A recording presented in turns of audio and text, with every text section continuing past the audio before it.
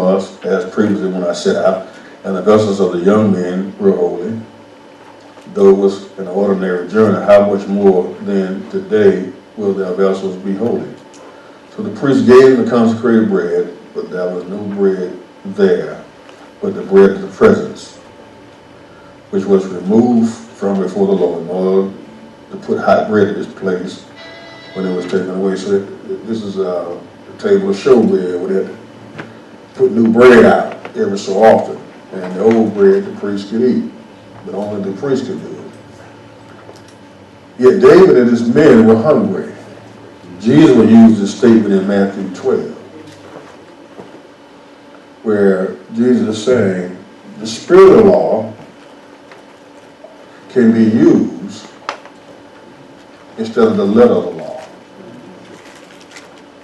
That what Abimelech did was, by giving David and his men bread, even though by law only the priest could eat the bread, compassion overrode. When somebody hungry, you get some of his holy bread. No, give the man some bread. You follow what I'm saying? I can't give you this the Lord's bread. Wait, the man is hungry. Okay. And so that's what Abimelech's going to do. He's going to go by the spirit of the law. And he's going to give David his men some bread, some food, so that they could keep going. But, something happened in verse 7. Then one of the servants of Saul was there that day named Doeg. And we don't know exactly why Doeg was there. But he's a family member. His grandfather, great-grandfather was Esau. Who's the other famous Edomite you know?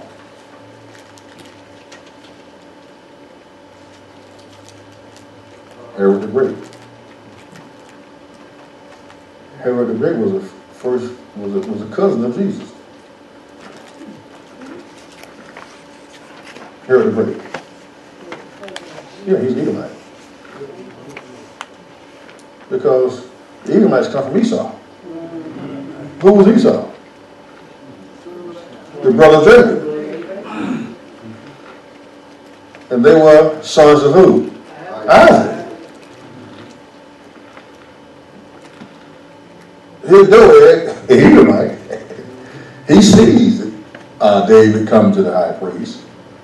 And David said to him, look now, is there not a spear or sword on hand? For I brought neither my sword or my weapon with me, because the king's matter was urgent. So David's still lying. He ain't down for the king's matter. He's there running from the king. And then the priest said, well, we got the sword of Goliath, whom you killed in the valley of Elah. Behold, it's wrapped in a cloth behind the ephod. If you would take it for yourself, take it. But there are no other except it here. And David said, there is none like it, give it to me. So David takes the sword of Goliath. He probably put there as an honor to the Lord for his victory over Goliath. And now he wants it because he's on a mission from Saul. Then David arose and fled that day from Saul and went to Achish in Gath. Now he runs to the Philistine with Goliath's sword. All right? And so he runs 25 miles southwest of Nob to the coastal city of Gath. Gath is one of the 5 Philistine cities. Major Philistine city. You can see that in chapter 6, verse 17. It's one of the prominent Philistine cities. But the servants of Achish said to him, is not David the king of the land? Did not they sing of this one that he saw slain 8,000 and David hit 10,000? So they heard the news that David got anointed king. That's why Saul tried to kill him. Saul was trying to make sure that David never become king, but that his sons would become king. And then David took the words to heart, and he greatly feared Achish the king. And why did he fear Achish? Because he was Philistine territory. He got the sword of Goliath. David done killed a hero.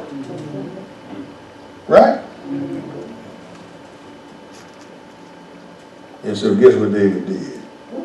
He disguised sanity before them and acted insanely in their hands and scribbled on the doors of the gate, and he let spit run down his beard.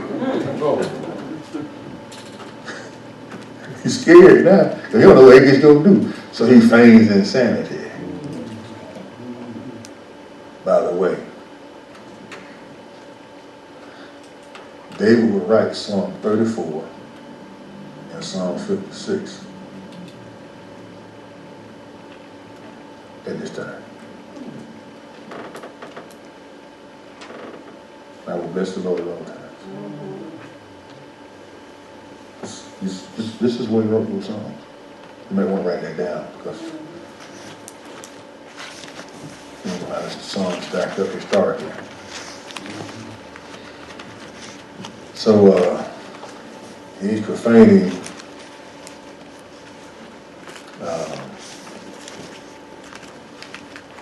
that he's insane.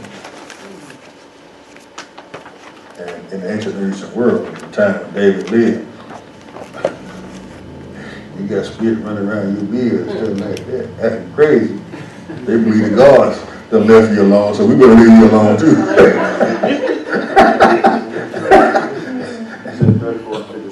34 and 56, yeah.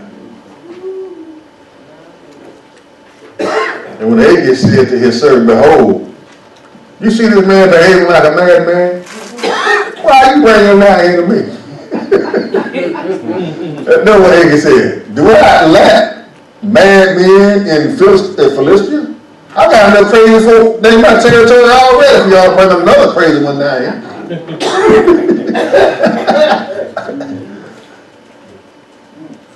So do I like madmen that you have brought this one to act the madman in my presence? Shall this one come into my house? How y'all bring this fool down into me? I got enough crazy folk in my territory. I don't need no more crazy people. Especially the one that's not a part of the Philistine family. This man is a Jew. He's an Israelite. Get him up out of here. And so David's going to run to Aletheia, which is going to run 10 miles to the east, to the cave of Aletheia. And so David departed from there and escaped to the cave of Adullam. And his brothers and all of his father's house heard it. They went down there to him. Isn't that amazing now? The brothers had a problem with David killing Goliath. But now Saul is trying to kill David. And so David's family runs to David too because they're under the threat of Saul as well. But what you did many times was you wiped out the whole family if you felt like a king was usurping your power. You just killed him, you went at everybody. Okay? And so David's father and his brother heard that he went down into his cave, and they go down there to meet him. And everyone who was in distress, everyone who was in debt, everyone who was discontented gathered to him. He became captain over them. And now they were about 400 men. In chapter 22, David will compose Psalms 142 and Psalms 57 right here. Okay. So he wrote Psalms 142 and Psalms 57. Here. 157 or 57? No, 142 and 57. Okay. Now these men are going to become David's mighty men in 1 Chronicles chapter 1 verse 10.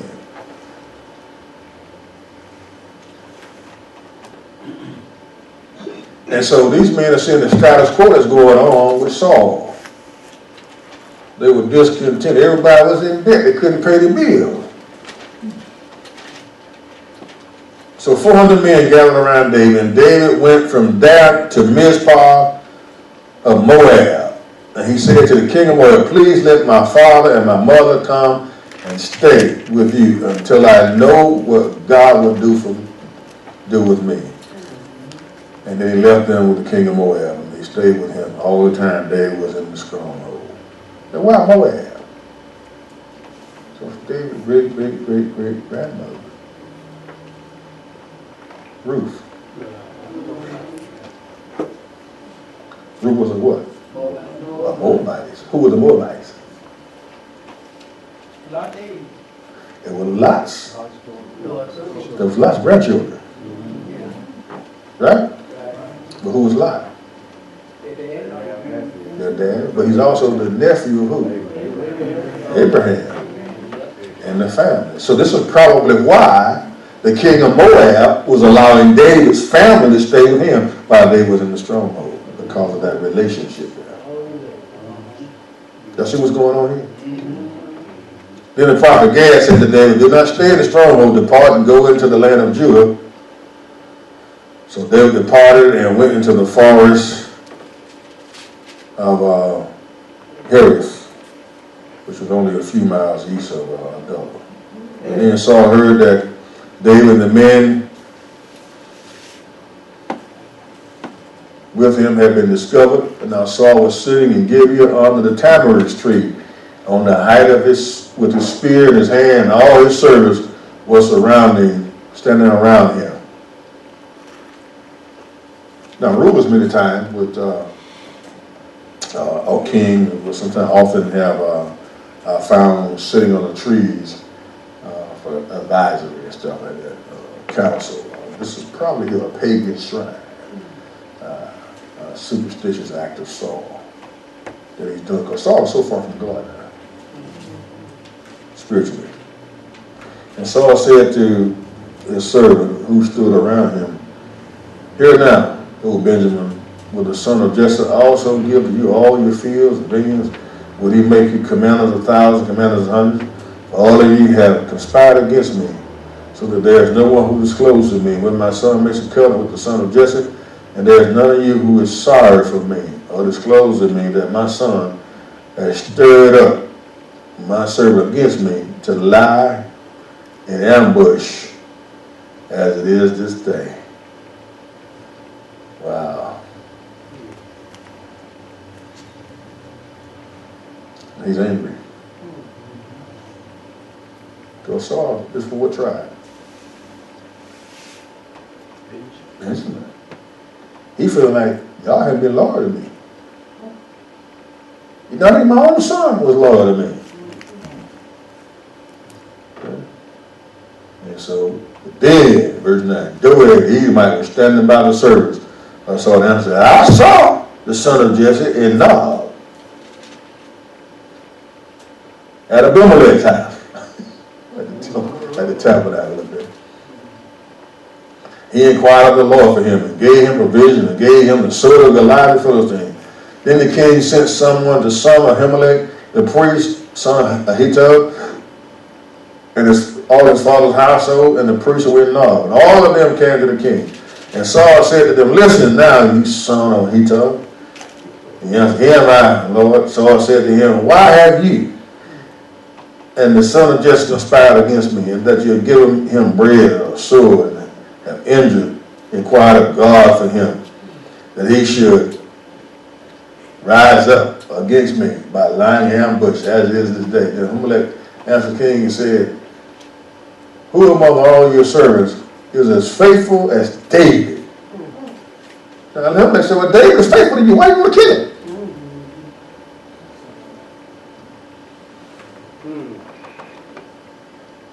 Even as a king's son-in-law, who was captain over your guard, and is honored in your house. Did I just begin to inquire God for him today? I ain't just start praying for David today. I've been praying for him. Far be it from me. Do not let the king impute anything to his servant or to any of the household of my father, for your servant knows nothing at all of this whole matter, the whole affair. don't know what all this stuff going on between you and David. But the king said, you shall surely die, Ahimelech, you and all your father's household. And the king said to the guards who were attending him, turn around and put the priests of the Lord to death, because the hand is also with David, and because they knew that he was fleeing. Did not reveal it to me. But the servants of the king were not willing to put forth the hand to attack the priests of the Lord. Wow. These men said, we're not going to defile the office of the priesthood. So I said, y'all kill him. Kill every priest. He's going to kill 85 of them. Wow. But his servants had enough sense to know, I'm not going to touch the Lord's anointing.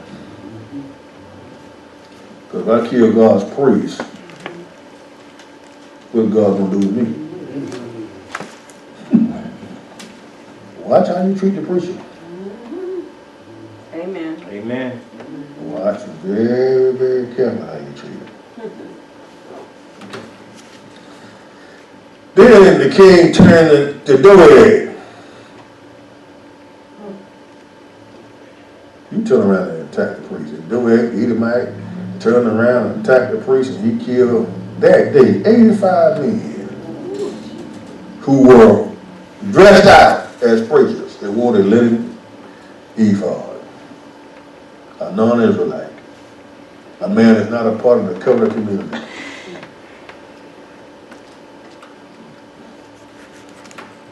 You know, that's what Satan uses a lot to tear up churches, is people who are not converted. Amen.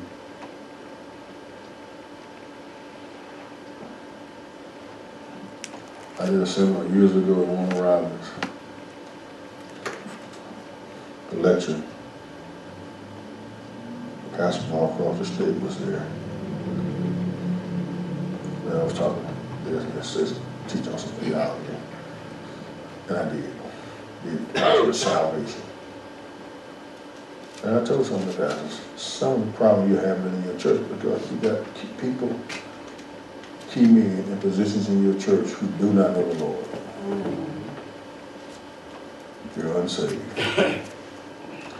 But because they got a good job and a good family, you're under the impression you're a good man.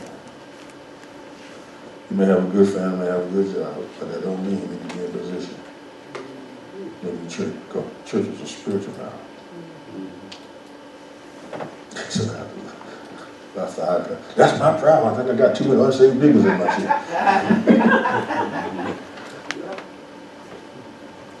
Why are you ordaining them if you know they were saved?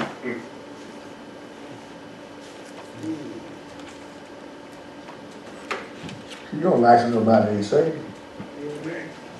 Don't give you no biblical evidence. For why would there anybody? I want to know you're saved and how you know you're saved. Give me some biblical evidence that you're saved. I don't like nobody just be licensed. Preachers either. Because they're going to be trouble for the ministry. Right? Doeg is not a part of the family of God, and yet he's killing God's priest. Because Saul told him to do it. And he was happy to do it. He had 85 notches on his sword. Pastor, Yes, sir. you know, that's a mistake that a lot of people make. They think that because a person is good, that they go to heaven. Good people are going to be a lot of them in hell. Yes, absolutely. And good people don't go to heaven. Christians go to heaven. Right. Yeah, born again people go there. Yeah, born again, baptized, and believed. Look at verse 19. And he struck Nob, the city of the priests, with the edge of the sword. Both men, women, children, infants, oxen. Struck with the edge of the sword. Wow, but Saul said, kill them and all their family. He killed everything. Yeah. But one of the sons of Ahimelech, the son of the named Abiathar, escaped and fled to David. God will keep the line going. But it shows you what happens when people don't know the Lord, the things that they'll do. Saul's men said, we ain't gonna do that. Now understand something, when you disobey the king's command, that was certain death. In that culture, you did what the king told you to do, or you died. But these servants are now, hey, for the test God did. So what did Saul do? He didn't care. Bring the Edomite here. You go do what my men won't do. And the Bible told David that Saul had killed the priest of the Lord. Then David said to the Bible, I knew on that day when Doeg the Edomite was there, that he was sure to tell Saul, I have brought about death of every person in your father's household. Stay with me and do not be afraid, for he seeks my life, seeks yours too. But you're safe with me.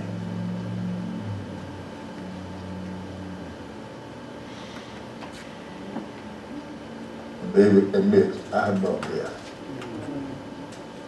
Well, David lied. He didn't have to lie to the Bible. Ahimelech. Should have just told him what the deal was. King trying to kill me? I'm hungry. I'm running. But instead he tells Ahimelech, I'm on the king's business. King told me to come here. And I got hungry along the way. Me and my men. And Ahimelech gave him the bread to eat.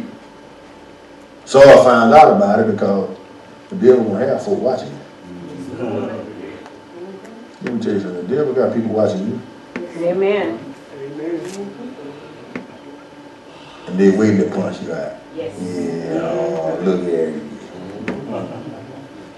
And there Doeg sitting there at the tabernacle. And David come in. Well, Doeg, he has some juicy information. He probably sure want to tell that. And then he kills the Lord's priest. But one of them escaped until the day. And David said, I have brought death to all these men.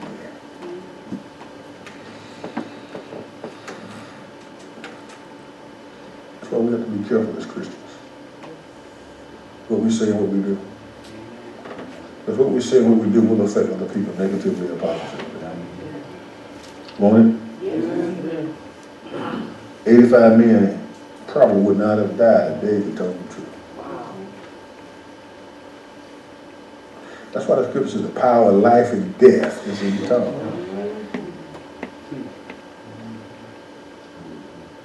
It's not talking about you can claim life. I ain't gonna die. Who told you that?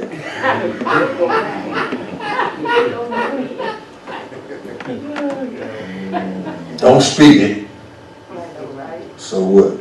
You don't speak it, don't mean you still gonna die. Right? See, this is an illustration of what it means, the power of life and death is in the tongue. That's exactly what this is exactly what that passage means, what David just did. He lied. And he cost these men needlessly their lives. Had he told the truth, it probably still would have been alive. So the power of life and death was in what? David's tongue. And so God is saying in the Proverbs passage, by the power of life and death, to tell the truth, because somebody's life may depend on it. Right.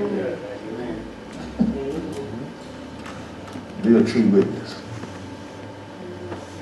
Ain't talking about, yeah, I ain't gonna die and all that kind of food stuff. I ain't claiming it. Yeah, people say that all the time. But child, I tell you what, the doctor told me I got diabetes. Don't claim that. Yep. The doctor already told me I got it. It's already claimed.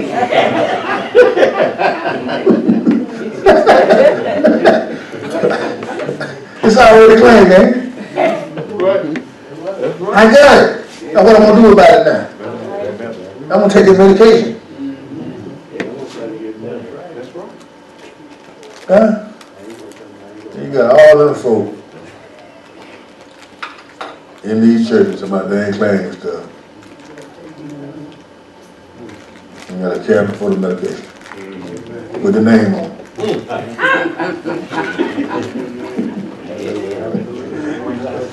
I would say, well, I got faith, but I also got sin. Amen. I'm taking no medication till the doctor tells me not to take it. They tell me I'm all right, and I'm gonna stop taking it. Until they tell me stop taking it, I'm gonna keep wrapping that pill.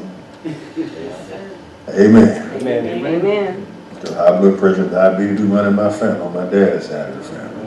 I ain't got diabetes, but I got high blood pressure. I wear that cap. And all my uncles got it.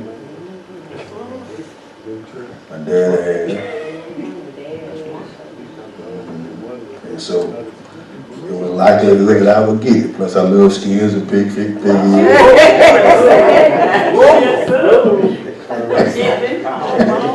Neck bone. That's right. I go down there and I say, y'all got some of that blood pressure food down here? What blood pressure food? Give me some of them neck bone. Oh! I drop a pill and I eat them.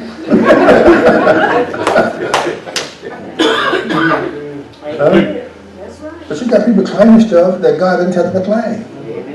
You can't claim healing. You can't do that. I'm sorry to tell you that. You can't claim that. See, for you to claim healing means that you are God. And you have to determine what God has not determined, whether or not you be healed. So the next time you hear somebody say the power of life, don't argue with them. Just know what it means. Don't get in an argument with them because they've been taught this stuff and hear it on TV all the time. It sounds good, and it's a scripture they use. And they just butcher your text. Okay. Yes. People was in the trench and you saw this thing coming down like a sheet and Yeah. all that food on. Yeah. And he said, I'm an Israelite or something like that. All you know, he said that. Acts 10, yeah. He's a Jew, He said, everything I made was clean up to the stuff on it. yeah. A lot of people, when you start talking about PG and pig feeling and they bomb you here. Because it was forbidden under the law, but we're not under the I law. said, why do people get offended in 2018? Because they don't know no better. Remember what I said? Support itself, though. Timothy telling us we can eat anything we want to eat. I don't want to receive with Thanksgiving. Okay? Now, if your doctor tell you to leave the neck bone alone, you might want to listen to him. All right. I ain't telling you not to listen to your doctor now, okay? All right. All I'm telling you is that, and by the way, when Peter was talking about the stuff he don't eat, right? The animals and the sheep, and all that kind of stuff, stupid stuff. Yeah, he was at the house of a tanner. What does tanner deal with dead animals? So he tell that God one thing and doing another. So it's all right to eat some, because you know some of the Muslims they don't eat that pig and stuff, and bacon and all that kind of stuff. And that's fine, you know. And so you got folk nowadays buying turkey bacon, chicken bacon. I grew up eating bacon.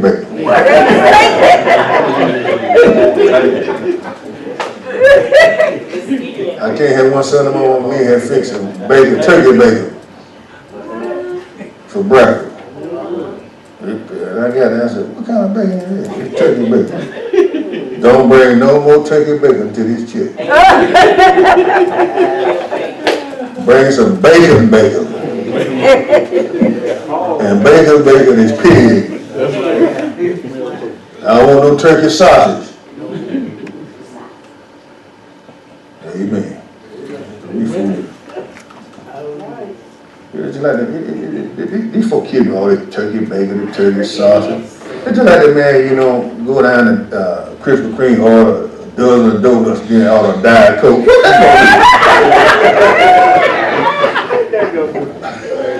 He's fooling himself.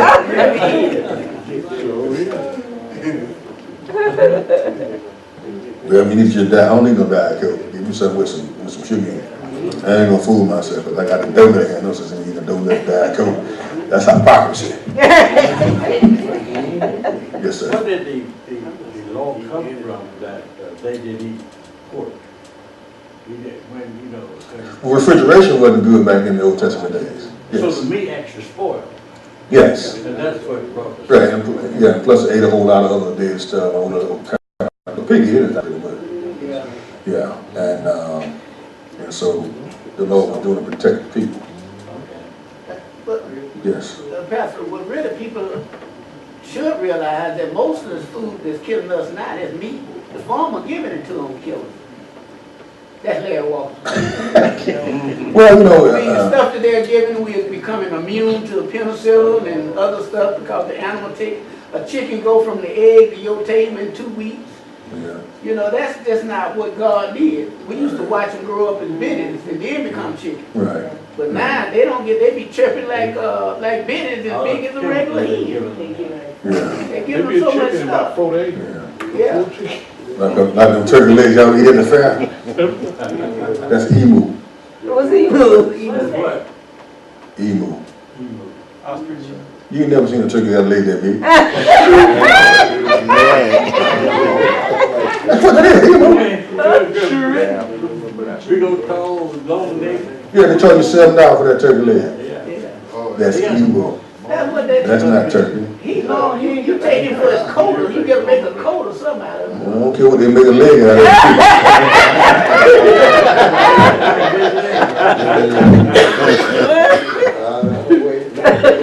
Now, y'all have eaten turkey legs. How do y'all eat turkey legs?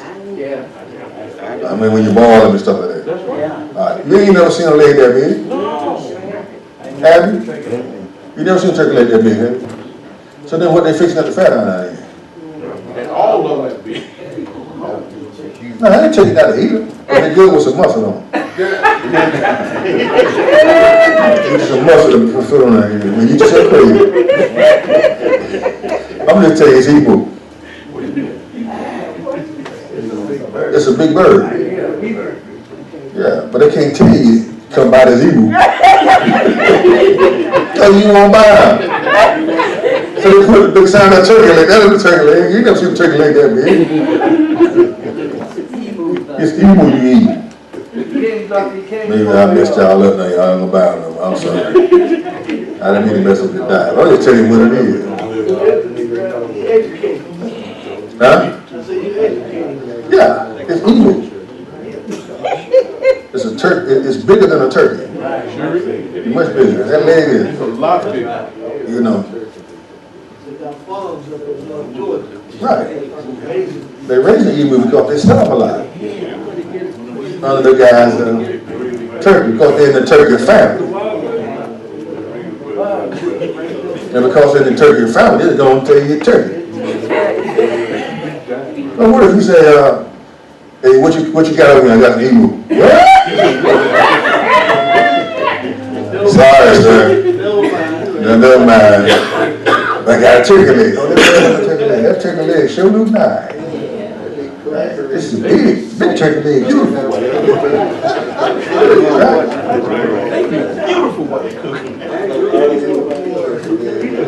I was at Disney World, you know, turkey legs, them evil legs, they about $10 at Disney World. They was about $10 down here at the Cherry Blossom. Yeah, they're going up. Yeah. Yeah. So the point is that, back to the point, is that it's very important that we be faithful witnesses. You ain't got to lie for God to protect you. Because sometimes what we say and what we do can affect people in a negative manner. Yes, sir. In this 22nd verse chapter, and seeing it in the context of what was occurring with David, I'm thankful that seeing it in that context, compared to how it has been preached with reference to James. That's why I remember with reference to the power of the tongue. It is in the tongue that's related to that to James. And Yes. seeing it in this context. Yes. Thank you. And how many people have lost their job because somebody lied on them? Yeah. That's right. They didn't tell the truth. Or did. You know, or something else that, or in jail because somebody lied. Think about some of the guys getting off death row now. Or somebody that spent 40 years in prison for something they didn't do. And the girl lied because during that time, you know, black guys and white girls didn't get together. Because when you told them white girls back in them days, you know, leave them black boys alone, they got cures. And they want to know why what it was about the black boy that they need to leave him alone for. Yeah, with taboo. And they got curious. That's why you saw a lot of interracial couples today. Right? You find more that way than our way. You find more white women marrying black men than black women marrying white men. Yes. One thing I saw, you got to do with, I saw David, he was a lawyer, but one thing David did at the end, he confessed up. Sure. He said, I was going to cause him. Yes. He didn't keep on with it a lot. He Right. confessed up, I like that. That's why David was a man of God. Because he would do some stuff, and if he did some stuff, he admitted that he did it, that he was wrong. He caused the lives of these 85 priests of the Lord because he lied about his mission for being there, his reason for being there. But also Saul was responsible too, because Saul didn't have to kill these men. And it shows you too how Saul really felt about the Lord. To kill the priests of the Lord showed you how much Saul didn't care about God. Right? Because his anger, his jealousy. And let me say this to all of you. A jealous person is a dangerous person.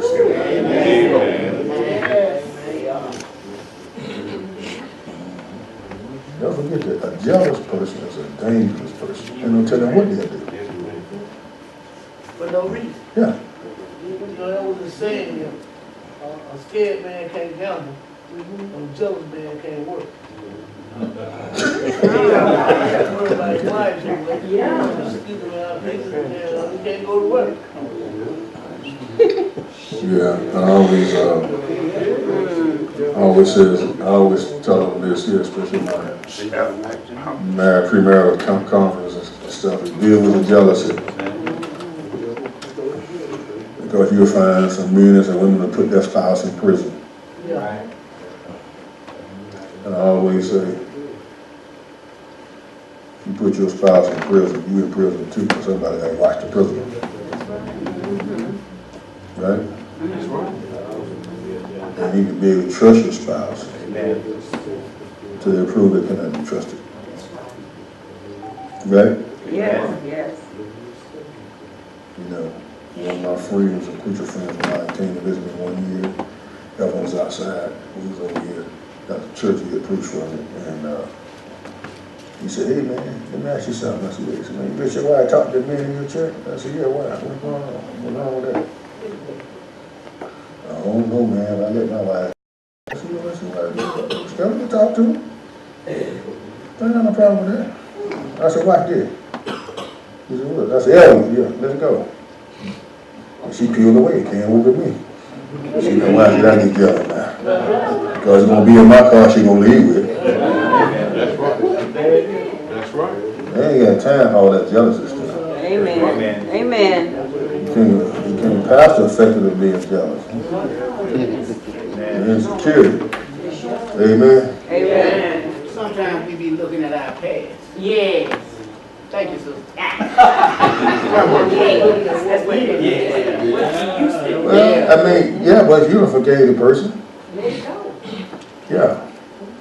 And, now that doesn't mean that, you know, you have to forgive you last night. That she's gonna trust you today. You gotta rebuild trust. Yeah. And that's gonna take a little time. Right? You know, but then be accountable. That'll help. Always be accountable. Let your wife or your spouse know where you go. Amen. Okay. Don't follow the old stupid stuff. Well, he handpicked. I am handpicked. All right here, plus I like where I live. Amen. And I like Johnny Taylor, it's cheap to keep him. Amen. And then you don't want to be doing something you ain't got no business.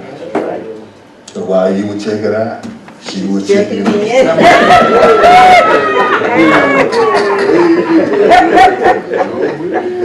Everybody got a question? I'm through. Everybody got a question?